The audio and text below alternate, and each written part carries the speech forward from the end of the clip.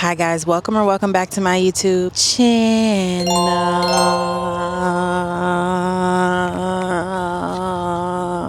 The weather is beautiful. It's my birth month. It's a good time, so we're outside.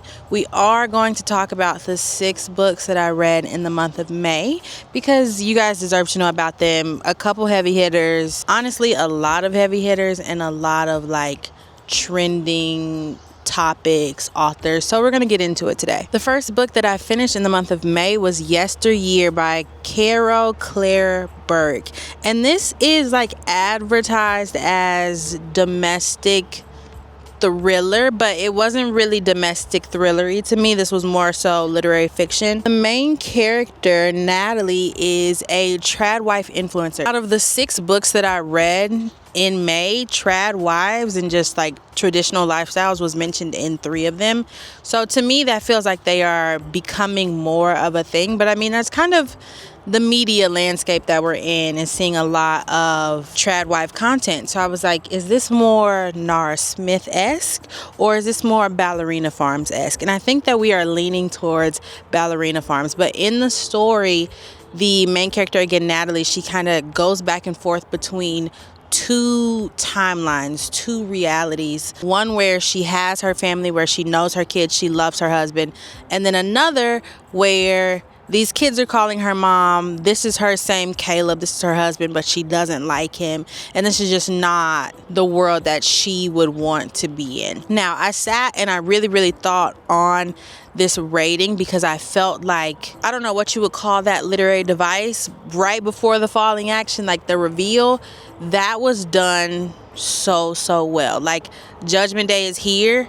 I felt that in my chest. Really made the story come full circle and everything started to make sense from that point. But the reason I couldn't give it 5 stars is just because there were so many times before that point, and I think that might have been at like the 75 or 72% mark.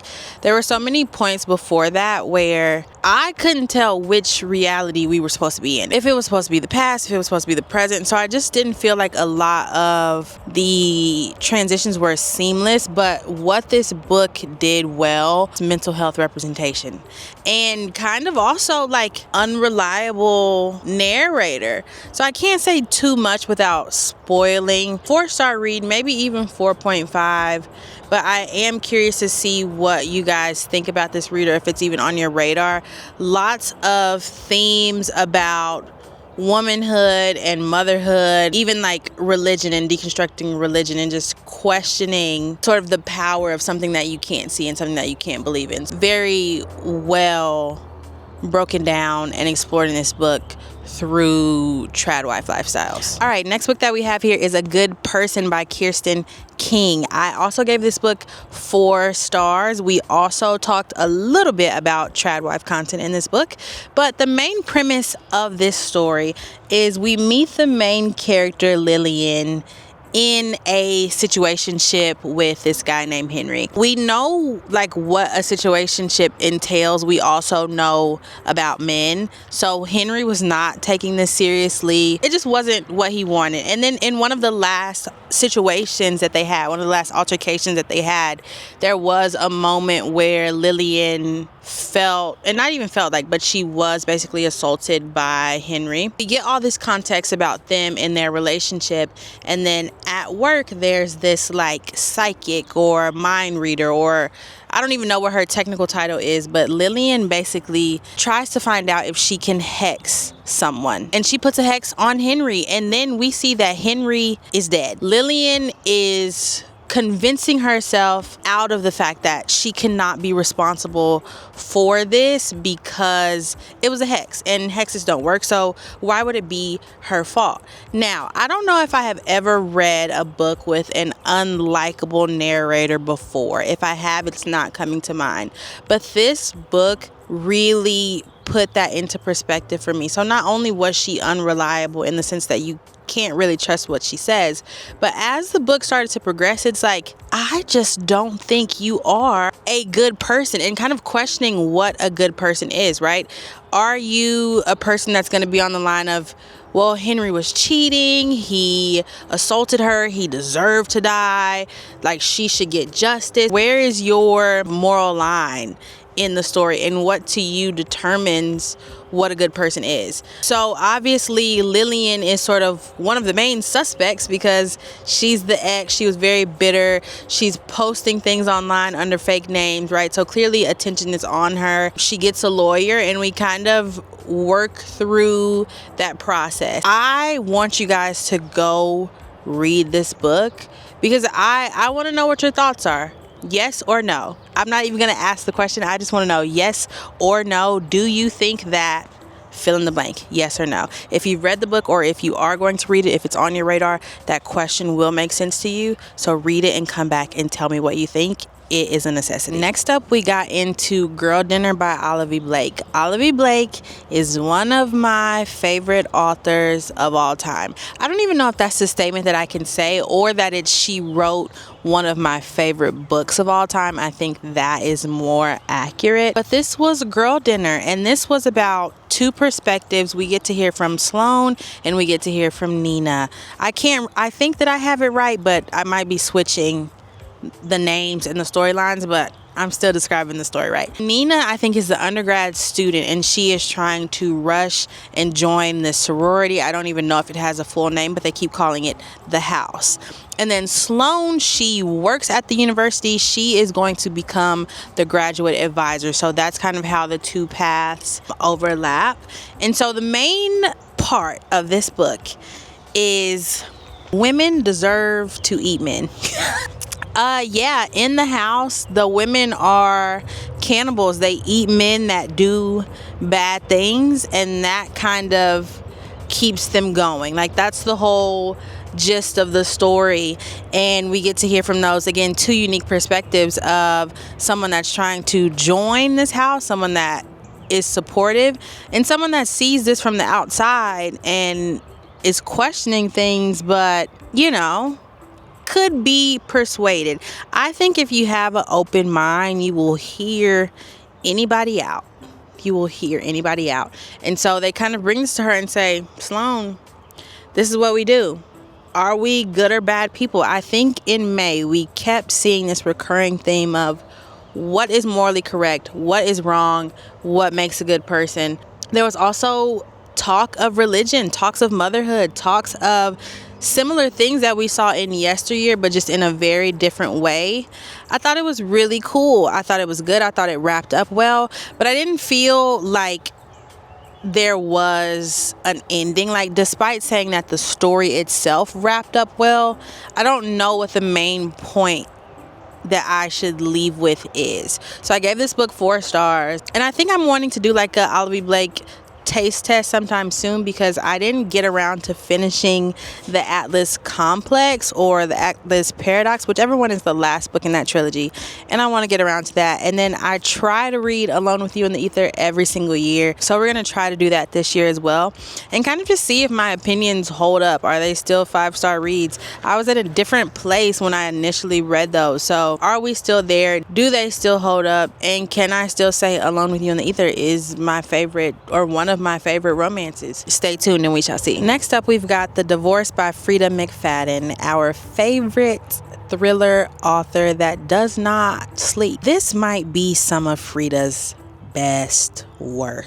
Top 3 for sure. Very reminiscent of The Housemaid, and I just feel like The Housemaid is so known and so good that it's hard to say, oh, this is better than The Housemaid. But my gut feeling is this is better than The Housemaid. So our main character, Naomi, is older. She's in her 40s. She comes home one day and her husband is like, hey, we're going to do some renovations on the house, and you need to stay in the old house until these renovations are done. So he moves her out, and then it's like, Naomi, we're getting a divorce. We are not getting back together. And we're in Naomi's POV, and she's like, he has my son, that's my husband, we are not breaking up, we're not getting a divorce, like, we are going to make this work. Enter Veronica, the other woman. Okay, so Veronica comes in. Obviously Naomi's like, she must be eliminated. Then, typical Freida fashion, but at the perfect time, we switched to Veronica's POV. And to not spoil the story, this is where I have to stop. This is where I have to stop. To not spoil, this is where I have to stop. But boy, when I tell you, Freida did her biggest one. So if you're familiar with The Housemaid, you know that there's like that pivotal switch between whatever the characters' names are in The Housemaid. There's that switch, not only in the book, but in the movie. So seeing that come again was really, really, really cool. Also, something to expect from Freida is one more character POV change at the end. We did get that. I wasn't sure if it was going to come from the kid or from the husband, but I kind of felt in my gut that it was coming. We see these two women battle it out, and Freida really, like, she really, really, really did her biggest one with this one. I didn't feel like there were any plot holes. Everything, I was kind of like, damn, Freida, that was really good. Damn, Freida, that was really good. So this was 5 out of 5. Do recommend. Probably gonna go down as my favorite book of May. And last but not least is Our Perfect Summer by Carley Fortune. I loved it.